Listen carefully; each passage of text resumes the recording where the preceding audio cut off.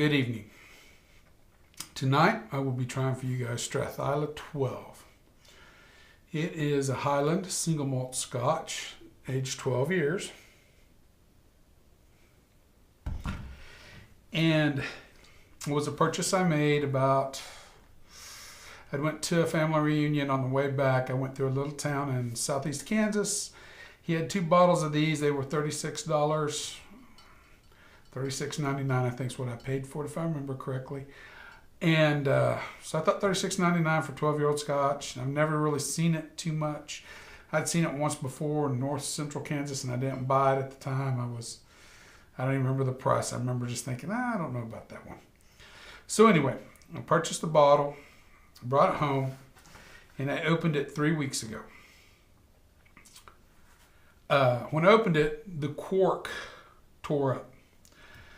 And the cork came off, and then of course I've had that happen before, and usually you can take it if you're careful, very careful with a like a wine bottle cork remover. Corkscrew. I can't even come up with that one. Anyway, with the corkscrew you can usually get it out. I've never had a problem in the past removing it. This case, the cork was so deteriorated that every time I just literally touched it, just pieces flew off. Long part of the story is, part of the cork that was alongside the bottle was kind of left a residue and adhered to the bottle, and the cork just wouldn't move. So I took it, dumped it out into my wife's Pyrex glass mixing bowl, and I ran it through a strainer to remove all the cork pieces. And I used her flour strainer, the flour sifter strainer. It worked just fine. And there's a few little pieces occasionally, little tiny ones I see floating around. I noticed I didn't get them in my pour earlier. And I poured it for the 12 minutes for the 1 minute per year in this case. Anyway, so I got other cork from another bottle, and I keep old bottles around just for said occasion. Got it all taken care of, put back in the bottle. And every couple of days I've been opening it, sampling it, and it's reached a point where I think now I can give a review on it to you guys that you guys will understand. We have well water here from the tap. It's good water, very good water. Some of the best water I've had actually, from a well. And that's what I will use for what I have used and will continue to use for my mixing waters. Strathisla is the oldest distiller in the Highlands. 1786 is what it says on the bottle. It's owned by Chevis Brothers. Chevis Brothers bought it in 1950, I believe, to shore up their supply of this malt for their mix and their Chevis Regal brand, and their brands, Chevis Regals. I'll read the back to you just a little bit. At Strathisla, in the heart of the Scottish Highlands, they have been distilling the malt whiskey since 1786. Little has changed over the centuries. This is still a craft, not an industry, and the fact shows in the quality of the whiskey itself. Fresh water from the spring, lightly peated barley malt, are the only ingredients. Strathisla has been described by an expert as very smooth and long and soothing. We'll get to that in a minute. It's a picturesque distillery. I've seen the pictures on there. If and when, sooner or later, I will go to Scotland. It's one of the distilleries I'd like to visit. The pagodas are beautiful at it. From all the pictures I've seen. And I like that stuff. I'm a sucker for architecture, just like I'm a sucker for bottling. The bottle's original. I like this packaging. I've seen the new round bottles. I do not like them. I like this packaging. This is neat. This is original. There's something to be said about originality. I think that makes the difference, It makes your product stand out in other ways. I know it's what's about the liquid inside. The liquid's like shit and the packaging don't matter. But if your liquid's good, make your packaging work. That being said, I will go for my notes here. It doesn't say anything about no chill filtering or coloration. So if we look at it, and there's my Scotch Test Dummies coin, number 112, cask 1.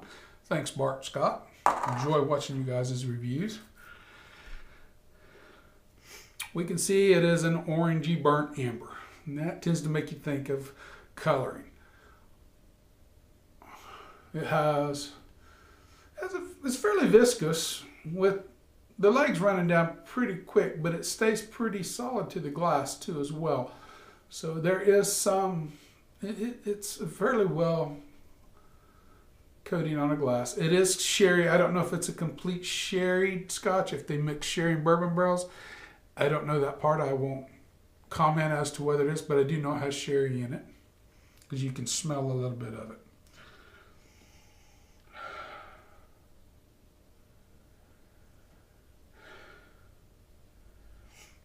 I get honey, butter, toffee, slightly floral, cardamom.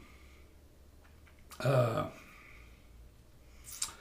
get the maltiness to it. The malty's definitely there. A little bit of smoke, just ever so slight in the background.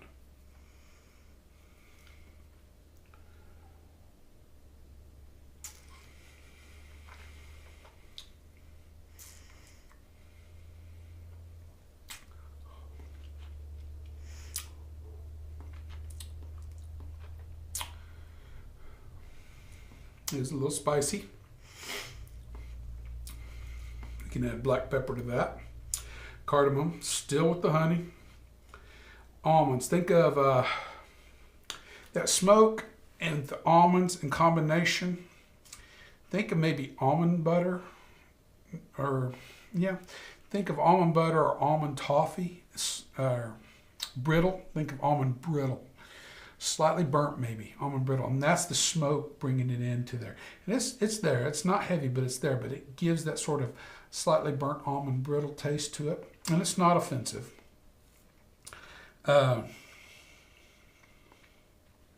Cardamom still, honey, and still get that buttery feel. It's a good mouth coating, complete. Doesn't go away fast, so it does, as according to the bottle, it is long lasting. And the smoothness, there's a little spirit drive to it. And the spirit follows it down the throat just a little bit. But it's not, if you drink enough, you're going to run into that. That's just part of alcohol. Excuse me. Some's worse than others. This one is not bad. We'll add a little water to it, because I poured a fairly healthy dram, so we'll add a little bit more water to it.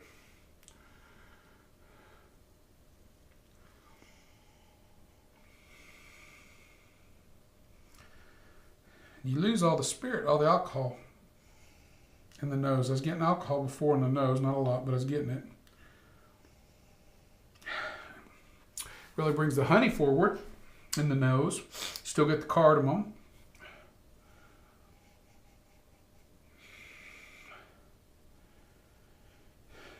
Maybe a little vanilla. A little vanilla's coming forward with it as well. And that floral cardamom really starts popping with the water.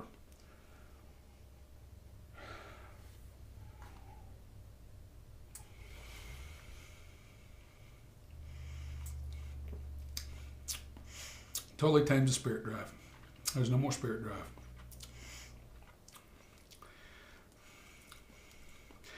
It does finish a little quicker with the water. The water is reducing it enough. What I added there does reduce the finish some in it. Still got the cardamom. Actually ain't half bad at all. It tastes better now than it did. This has been a work in progress. When I first opened this was not... It finished a little sour without the water. With the water, that's completely gone. Finishes very well. Actually, this is a better finish than it did before. It's not as long lasting, but it is... It's a good finish. When I first tried this, well, caveat to all this. When I first tried this, when I first opened that bottle, and I got everything taken care of, and I smelled that bottle, I was like, whoa. I smelled paint thinner. And that's the first thing that hit me. I've not even done any painting in a while. So that paint thinner kind of hit me out of the blue, and it was very distinctive. As that bottle set, and I think all the movement around and it oxidized it, obviously, running it through the sifter, pouring it back in the bottle. You know, I used glass in all of it except for the sifter. The sifter was the only thing that had a metal mesh in it. My funnel's glass. I use some of my lab equipment when I do that. I mean, I got enough lab equipment. It's not an issue.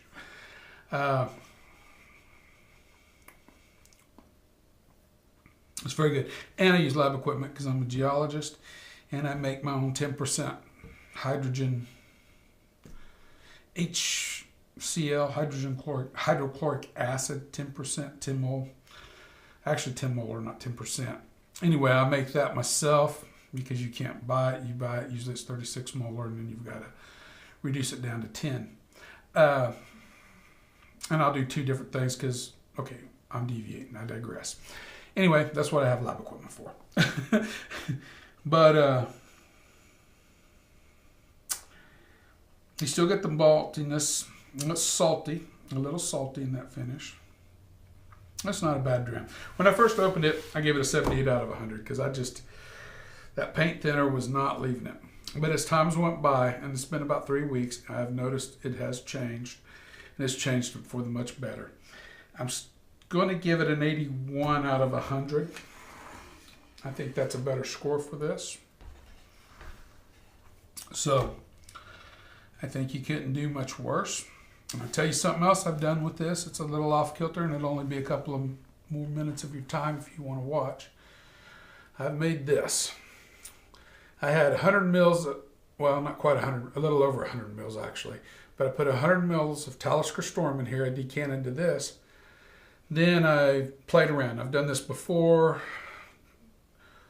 Both times pretty much failures. They just don't work out. And it's getting the balance between the sherries and the peats and all that. And it's an incredible tricky thing to do. You know, it seems easy, but this one worked. This is 100 mils of Talisker Storm, 50 mils of Strathisla 12, and 50 mils of that Wolfburn that I've already reviewed for you guys, the new make. And it works. This is, you get all three flavors in here, and they complement each other in a way that is rather interesting.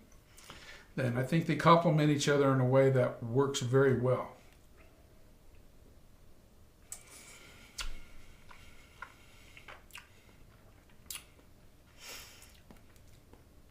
If you want your own malt blend,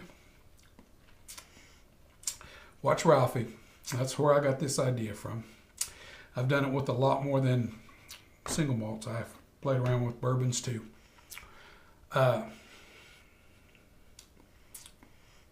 If you got the 3 whiskeys on hand, it's definitely worth trying.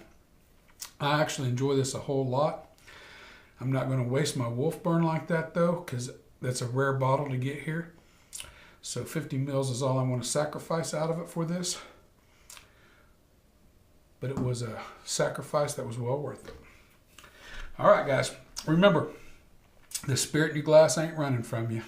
Take your time, sip, and enjoy. Everyone, have a good evening. I will talk to you on the next one.